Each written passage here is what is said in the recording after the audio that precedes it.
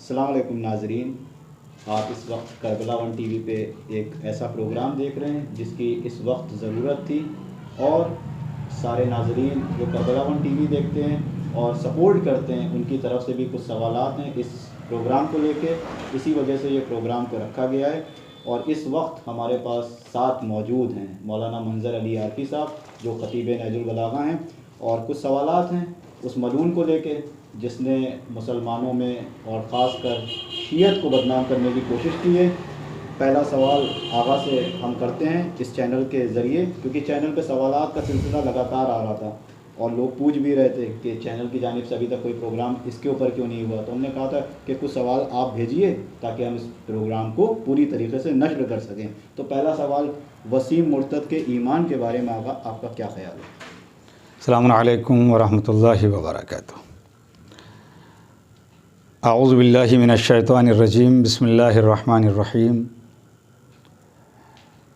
ان الذین کفروا بعد ایمانہم ثم ازدادوا کفرا لن تقبل توبتہم واولئک هم الضالون۔ میں نے آپ حضرات کی خدمت عالیہ میں آج کی گفتگو کا آغاز قرآن مجید سے کیا ہے۔ یہ آیت قرآن مجید کے سورہ آل عمران کی آیت نمبر 90 ہے۔ اس میں فرمایا رب کریم نے جو لوگ ایمان کے بعد کافر ہو بیٹھے، پھر روز بروز ان کا کفر بڑھتا ہی چلا گیا، تو ان کی توبہ ہرگز قبول نہ کی جائے گی، اور یہی لوگ گمراہ ہیں۔ آپ نے سوال صحیح کیا ہے۔ یہ وسیم مرتد نے قرآن کے اوپر صرف اعتراض ہی نہیں کیا، بلکہ وسیم نے قرآن مجید کی 26 آیتوں کو نکالا، اور آیات کو نکال کر انہیں پھاڑنا اور ایک دوسرا قرآن مارکیٹ میں لانا، یہ سب اس کے اسلام، ایمان، دین اور شریعت محمدی سے، فقہ جعفریہ سے خارج ہونے کا ثبوت فراہم اس نے خود ہی کر لیا ہے۔ رہی بات قرآن کی، تو قرآن مجید چونکہ پوری دنیا کے خالق یعنی رب کریم کا کلام ہے، اور قرآن اللہ کی آخری کتاب ہے۔ قرآن ہماری آن بان شان، ایمان، جان، پہچان، سب کچھ قرآن ہے، اور اس کے اوپر ہمیں یقین کامل ہے کہ چاہے قرآن مجید کہ 30 پاروں کی بات آئے، چاہے 6666 آیات کی بات آئے، چاہے قرآن مجید کی 114 سوروں کی بات آئے، سب پر ہمارا یقین کامل ہے، اور یہی ہمارا عقیدہ ہے۔ اور جو قرآن کے اوپر اعتراض کرے، یا آیات ہی نہیں قرآن مجید کے زبر، زیر، پیش، جزم یعنی حرکات و سکانات پر اعتراض کرے، اس سے ہمارا کوئی تعلق نہیں ہے۔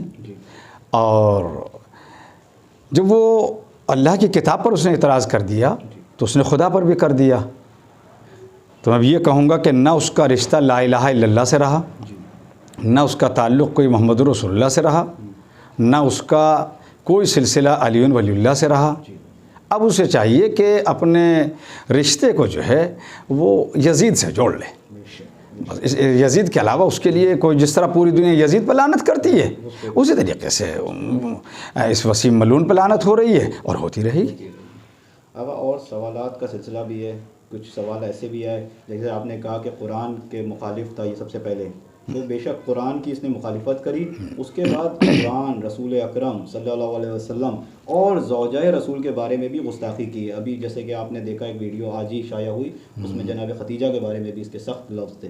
تو اب ایسے ملعون کے بارے میں آپ کا اس قرآن، رسول اکرم اور زوجہ کے بارے میں جو اس نے گستاخی، کیا خیال ہے؟ دیکھیے، قرآن کے بارے میں نے عرض کیا کہ جب اس نے قرآن پر اعتراض کر لیا، ایک نیا قرآن مارکیٹ میں لا کے رکھ دیا، تو لعنتی تو ہو گیا، اس نے تو لعنت کا ہار تو اپنے گلے میں ڈال لیا۔ تو میں ذرا 4 مصرے یہاں اسی موضوع کے تحت پیش کر کے پھر ذرا گفتگو کو آگے بڑھاؤں، اور آپ کے سوال کا جواب بھی اس میں ہے کہ کس قدر انسان کا ایمان سستا ہو گیا، چند سکوں کے لیے قرآن پہ حملہ ہو گیا۔ یہ وفاداری نہیں ہے، اتنا سن لیجئے جناب، جس نے ہڈی ڈال دی کتا اسی کا ہو گیا. تو یہ جو ہے یہ اسے ہڈی ڈالی جا رہی ہے. ہم تو دیکھ رہے ہیں اسے, اور وہ کسی طرف کو اپنا رخ دے دے, کہیں کو بہہ کے چلا جائے, کوئی پریشانی نہیں ہو رہی اس سے. اور جو آپ نے یہ سوال کیا کہ اس نے حضور ختم مرتبہ صلی اللہ علیہ وآلہ وسلم اور ام المومنین ان کی زوجہ جناب خدیجۃ الکبریٰ سلام علیہا کے تعلق سے جو کچھ کہا, اس کے لیے میں یہ کہوں گا کہ محسنہ اسلام ناصرہ نبی اکرم حضرت خدیجہ کی شان میں جو اس نے گستاخی کی ہے اور حضور ختم مرتبت کے لیے اس نے وہ الفاظ استعمال کیے, حالانکہ یہ ایک مثال ہے کہ نقل کفر کفر نہ باشد, مگر میں نقل بھی نہیں کروں گا. جو اس نے آج ہی کی ایک ویڈیو اس کی آئی ہے جو اس نے لفظ استعمال کیے ہیں کہ بالکل جو ہمارے یہاں آزاد طور پر گلی کوچوں میں ٹہلنے والے لڑکوں کے لیے لفظ استعمال کرتے ہیں, اس نے استعمال کیے. میں ان کو نہیں دہراؤں گا. ہاں یہ ضرور کہوں گا کہ اس نے اپنے لیے اسی دنیا میں جہنم کو بنا لیا ہے. اس نے اور اچھا اس سے زیادہ اور کیا ہو سکتا ہے کہ اس نے جہنم میں بنا لیا, اور بلکہ اس نے اپنے لیے نہیں, اگر کوئی اور بھی اس طرح کا پایا جاتا ہے یا کوئی ہے تو اسے بھی اپنے بارے میں سوچ لینا چاہیے کہ اس کا بھی پھر اسلام سے کوئی رشتہ, کوئی تعلق, کوئی ربط نہیں ہے, بالکل نہیں رہ پائے گا. جی بالکل, آپ نے جیسے کہا کہ اس نے جو ہے بالکل جہنم بنا لیا. اور ابھی کچھ ہی وقت پہلے ایک ویڈیو اس کی اور شائع ہوئی جس میں اس نے کہا کہ میں وسیم نے مطلب اگر یوں سوچیں تو اس نے کہا کہ میں دھرم پریورتن پہ بیان دیا. میں یہ تو نہیں کہہ سکتا کہ اس نے دھرم پریورتن کر لیا, لیکن اس نے بیان تو پورا دھرم پریورتن پہ دیا. اس سلسلے میں پہلے تو آپ کا خیال جانیں گے. دوسرا یہ کہ اس ملعون نے ایک حیاتی قبر بھی لے رکھی ہے, تو جب وہ دھرم پریورتن کی طرف آگے بڑھ گیا تو اس حیاتی قبر کا کچھ مقصد رہ گیا نہیں. وہ جو حیاتی قبر یہاں لکھنؤ کے تال کٹورا کربلا میں ہے, اب اس سے تو اس کا کوئی لینا دینا نہیں رہا.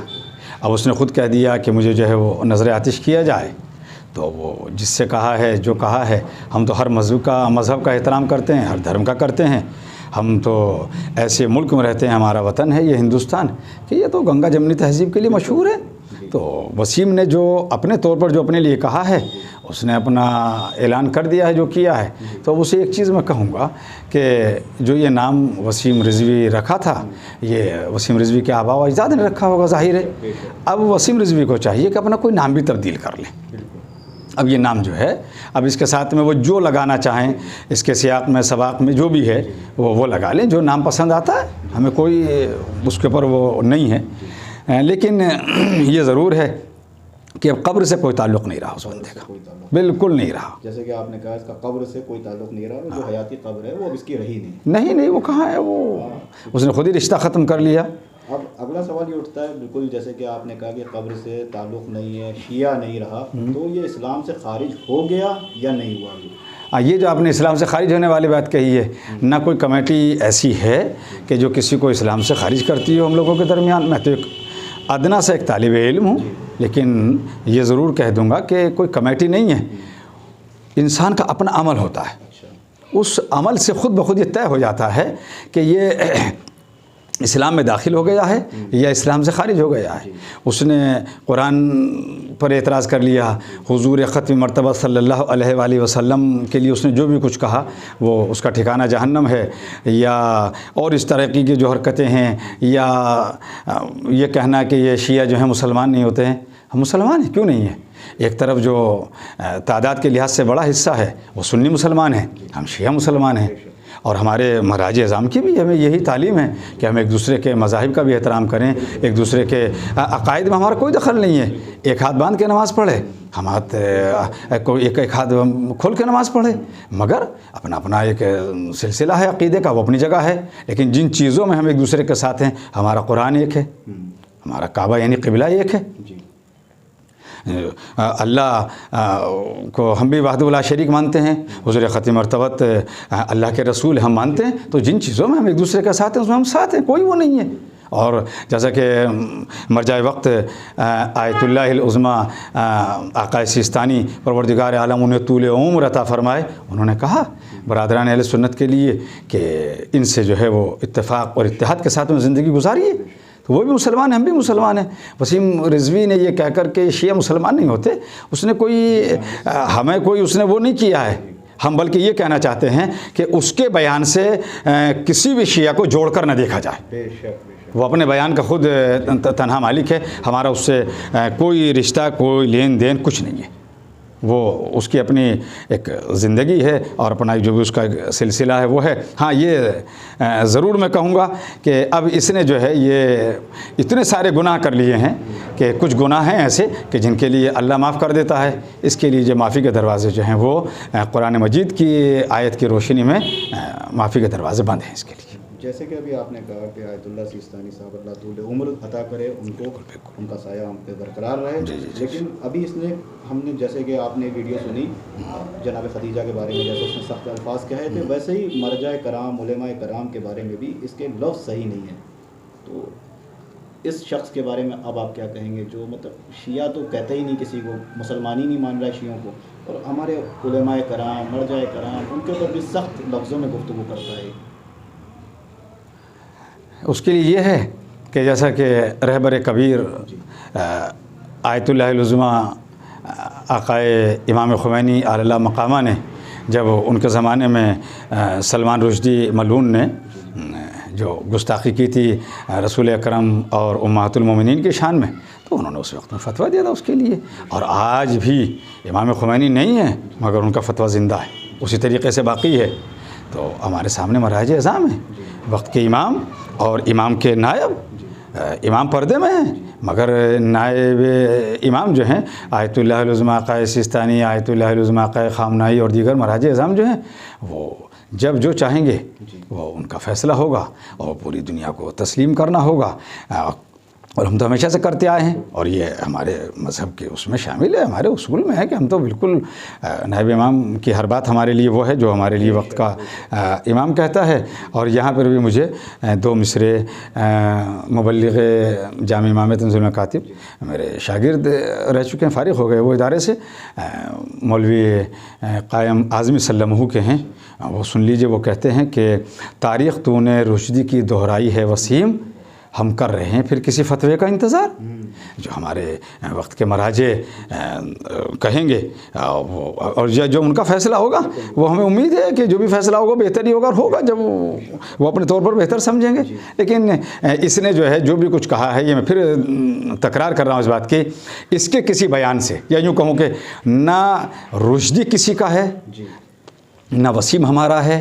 جو بھی اسلام سے ٹکرائے، جو بھی اسلام کو برا کہے، قرآن کو برا کہے، شریعت کو برا کہے، دین کو برا کہے، محمد اور آل محمد پر انگلی اٹھائے، اس کا تعلق اسلام سے نہیں ہے. اسلام سے نہیں ہے، بس یہی وہ اپنے عمل کی وجہ سے ہے. ہم اس کو کسی کو خارج نہیں کر سکتے، نہ ہم کسی کو داخل کریں. اس کا ذاتی عمل ہے، وہ مرتد ہو گیا ہے، اس نے اپنے آپ کو جو ہے وہ پلٹا لیا ہے، وہ لے کے چلا گیا ہے. پتہ نہیں کس طرح وہ جانے کہ اس نے اپنے آخر وقت کے لیے کیا سوچا ہے اور کیا انتظام کیا ہے، کیا کیا ہے، کیا نہیں کیا ہے. یہی سوال ایک آگا آیا بھی تھا جن کا جواب آپ نے پہلے ہی دے دیا کہ آیت اللہ خمینی صاحب کا جو فتویٰ ہے وہ اس پہ لاگو ہوتا ہے یا نہیں. جیسا کہ آپ نے بتایا کہ مرجع کرام موجود ہیں، بس وہاں سے انشاءاللہ جو بھی آئے گا اس کو ہم قبول کریں گے. ایک سوال آخری اور اس گفتگو کا آخری سوال ہے، کیونکہ اب ہم دیکھتے چلے آ رہے ہیں کہ اس کے حمایتی پہلے بھی موجود تھے اور آج جو حمایتی تھے وہ تو کہہ رہے ہیں کہ ہم حمایتی ہیں نہیں، لیکن پیچھے سے کوئی سپورٹ کر رہا ہو، سپورٹرز ہیں آج بھی. لیکن اب وہ جو حمایتی تھے وہ تو اب حمایتی رہے نہیں، لیکن کچھ حمایتی ابھی بھی ہوں گے جو پیچھے سے سپورٹ کریں گے. تو ان کے بارے میں آپ کا کیا خیال ہے اور ان پہ کیا ہونا چاہیے؟ ایسے افراد کو چاہیے کہ اگر وسیم رضوی سے کل ان کی دوستی تھی، کل وہ سپورٹر تھے، کل ہمدرد تھے، اب اس سے اپنا رشتہ ناتا توڑ لیں، ورنہ تو گیہوں کے ساتھ گھن پستا ہے. یہ بات طے ہے یہ، اور ظاہر ہے کہ وہ ملعون ہے تو اس کا ساتھ دینے والا کوئی ملعون ہی ہو سکتا ہے. تو ایسے افراد کو چاہیے. آج بھی ہم نے دیکھا، آج کے صحافت میں بھی ایک دو افراد نے جو ہے اظہار برات کیا ہے، اس سے پہلے بھی ہم نے دیکھا ہے. تو ایسے افراد کو چاہیے اس سے دور کریں، اور چاہے کوئی پردے کے سامنے ہو چاہے پردے کے پیچھے ہو، ایسے کے سپورٹر نہ بنیں. اور ایک آخری جملہ اور سن لیجئے، بس بات تمام کرنے جا رہا ہوں میں.